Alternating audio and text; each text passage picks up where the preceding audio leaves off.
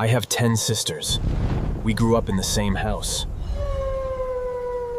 But none of us felt wanted. My name is Maya. I'm 18.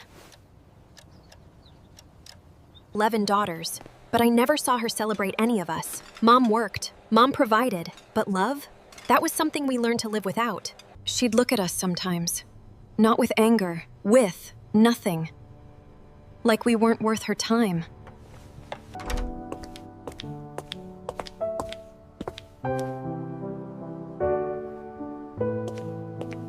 Okay. I remember thinking, if I just do better, maybe she'll notice me. Maybe she'll be proud. I thought if I was perfect, if I achieved everything. I graduated top of my class, full scholarship to university. I thought, maybe now, maybe she'd finally be proud. I practiced what I'd tell her in the car. Mom, I got in! Full scholarship! Isn't that amazing? I was so nervous, so hopeful. This was the moment I'd been waiting for my whole life. I told her about the scholarship, top university, full funding. I thought she'd be thrilled. That's nice. That's nice. 2 words. That's all she had for me, for the thing I'd been working towards my entire life. That was the moment something broke inside me. I realized. I sat in the rain for hours, just thinking. I had worked so hard. We lived under the same roof, but we were never really a family. We were just people waiting for someone to love us. That night, I made a decision. I couldn't change her. I couldn't earn her love. I left that house at 18, moved to university, and for the first time in my life, I felt something.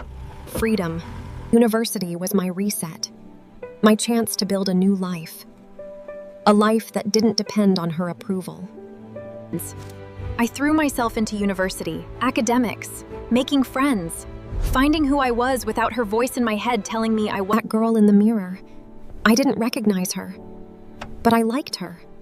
For the first time, I liked myself. Your sister is getting married. The family needs money for the wedding. You can contribute. She hadn't asked about me in months, and when she finally called, she wanted money. And your scholarship covers living expenses. $500 should be easy for you. It's your sister. Family comes first. $500. Oh, no, I won't. I won't give you money, and I won't apologize for it. You never invested in me, never supported me, and now you want to use me? I'm done. I hung up, and I didn't call back. I didn't apologize, I didn't explain. I couldn't change my family, but I could change myself. I decided to become the person I always wanted to be. First day, I could barely do 10 push-ups. My muscles screamed, but that pain, it felt like I was destroying the old Maya. Hair is weird, it's just hair, but changing it felt like shedding my old life. Every inch I cut off felt like leaving her behind. I'd never invested in myself, never bought nice things, but now I was. Not for anyone else, for me. My first selfie got 20 likes. 20! No one had ever noticed me before. And suddenly, people were interested. For the first time, I had real friends. People who saw me, people who wanted to be around me. Maya, you're glowing! What's happening with you? 6 weeks. That's all it took to feel powerful. My body was changing. My mind was changing. Everything was changing. Maya, this work is exceptional. You've really come alive this semester. Everything I was doing was working. I was building a life. A real life. Internship offer. Paid. Summer position. A top company wanted me.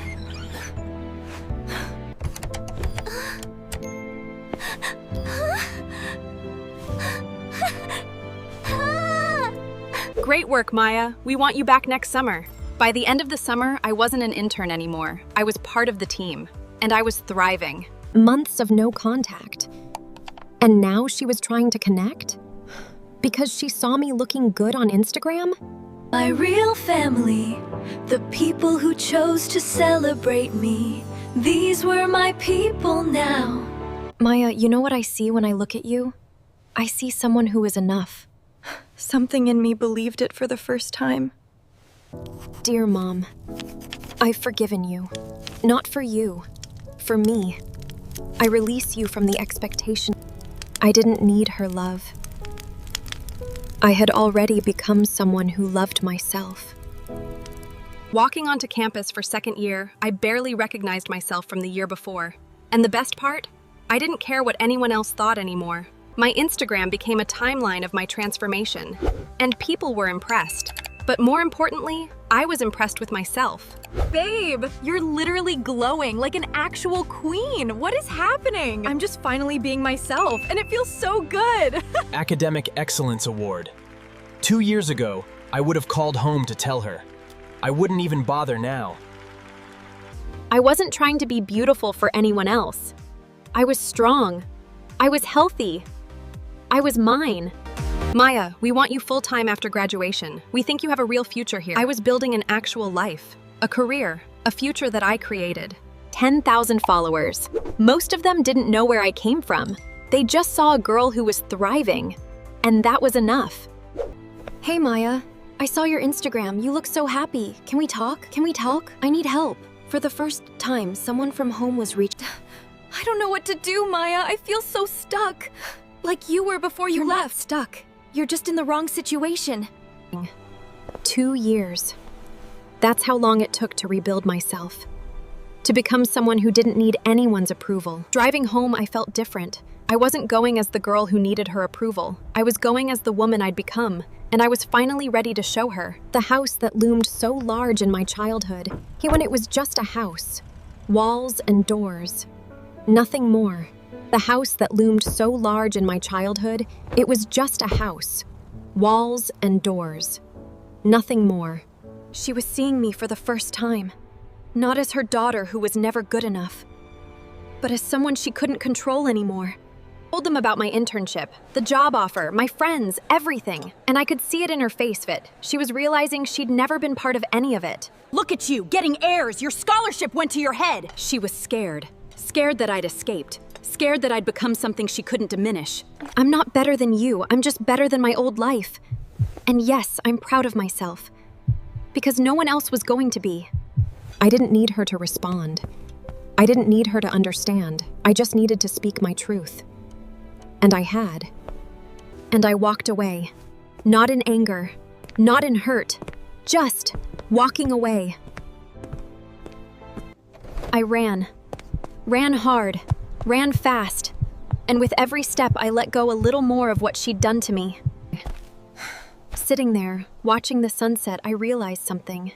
I didn't need her to change. I didn't need her to apologize. I had spent so much energy trying to be what she wanted.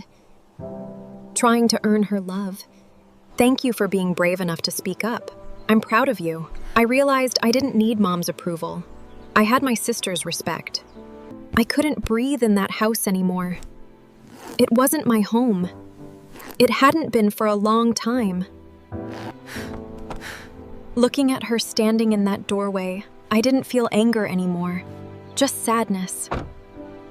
I drove away from that house, and I didn't look back. That chapter was closed. Coming back to university after confronting my mother was different. I wasn't running away anymore.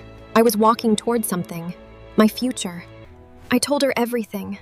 About the confrontation, about leaving, about feeling guilty for choosing myself. You were a child. She was the adult. Her inability to love you was... I didn't work out to escape anymore. I worked out to feel alive, to feel strong, to prove to myself that I was worth the effort. Maya, I need help. I'm with someone and he's not good. Sound familiar? I know exactly how you feel. I'm gonna help you. You need to make a plan. Save money. Build your exit. I can do this. If you did it, I can do it. So what are you studying? What are your dreams? For the first time, someone was asking about me without any agenda. No power plays, just genuine interest. My morning became sacred. Not because I was trying to be perfect. I did it. I left him. I'm moving into my own place. Got the promotion. I'm now manager. Started therapy today. feeling hopeful for the first time. I grew up thinking I wasn't enough. That if I just worked harder, achieved more, maybe she'd love me. You were a child seeking love from someone who couldn't give it. That wasn't a failing on your part. That was her limitation. I wrote everything I never said to her, all the words I'd been holding back. And with every sentence, I felt lighter. Running became my meditation. Every mile was another layer of healing. Every breath, another step forward. Hearing other people's stories, I realized my pain wasn't unique. But that made it better, not worse, because it meant I wasn't alone. Maya, we're promoting you to senior analyst. Your work has been exceptional. This was real. I was creating my own success.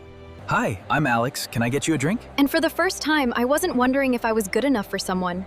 I was just enjoying being with someone who made me happy. He listened, like really listened. Asked about my dreams, my goals, my family trauma, and didn't try to fix me. He just loved me as I was. Maya, I need help. I'm in the same place you were. I don't know how to get out. You're gonna be okay. I'm gonna help you. You just have to be willing to choose yourself. I became what I needed when I was her age. I became the sister, the mentor, the support system. I became the love that was missing. Watching Emma take her power back, I realized something. This was healing, not just for me, but for all of us. We were breaking the cycle. First day of my real job, real salary, real career. Everything I'd worked for, I'd created for myself. Meditation became my anchor. In chaos, I returned to my center, to the peace I'd built. Dear Maya, I saw your photos from graduation. You looked happy. I'm glad. I forgave her. Not because she deserved it, but because I deserved peace. My sisters were waking up, one by one, leaving bad situations, choosing themselves. The cycle was breaking. I started mentoring other girls. Girls with broken families, absent parents. I became the voice that told them, he didn't save me. He didn't rescue me. He loved me. And together, we built something beautiful. Walking down the aisle, I wasn't thinking about anyone's expectations. I was just thinking about my future, the one I built for myself. Our home. Not a place I was trapped. A place I chose. A place filled with love that was returned equally. My children will never know this pain. They will never wonder if they're enough. Because I will make sure they know they are everything. You are enough. You always have been. And your healing doesn't need anyone's permission. It just needs your courage.